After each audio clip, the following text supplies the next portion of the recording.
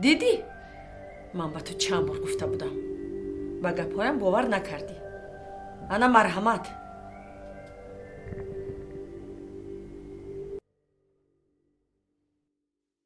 артист силсила филм ҳаст ки аз зиндагии пасипардагии ҳунармандони театр ва кино ҳарф мезанад.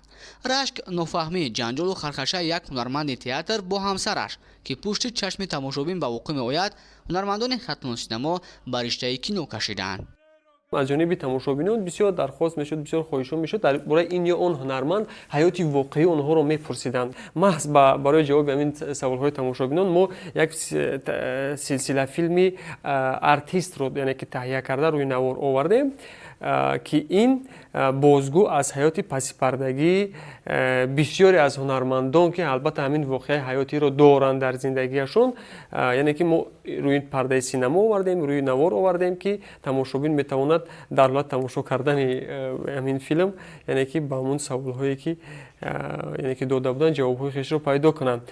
این سلسله فیلم رو خیرالله دولتов و ظفر ولی پیشنهاد نموده زندگی واقعی فیلموفران رو به تماشابینان نشان دادن میخواهند.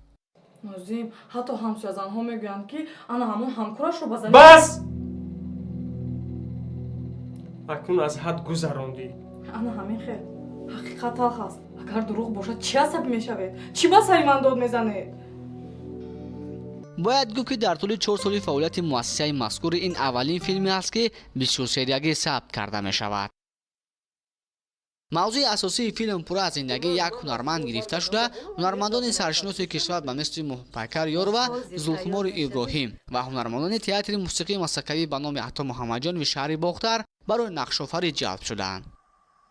ارتیست از 3 موسم عبارت بوده، هر یک آن 10 قسم را در بر میگیرد. حالا نواربرداری این موسم یکم این سلسله فیلم به انجام رسیده. روزهای نزدیک پیشکش هوادارانش گردانیده می شود.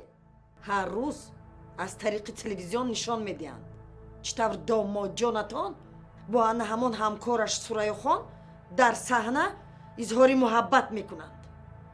با غیر از این در روزنامه و مجله ها هم عکسهایشان چاپ شده است. مورد به ذکر است که مؤسسه دولتی ختلان سینما 4 سال قبل با دستگیری‌های مقامات اجرایی حکومت دولتی ولایت ختلان تشکیل کرده شده در رشد کینوی تاجیک در این منطقه خدمت میکند. باید گفت که فیلموفران این مؤسسه نیت دارند که در آینده به تهیه فیلم‌های تاریخی و سیاحی نیز دست بزنند. در بیان سید ابرار، روزنامه ختلان.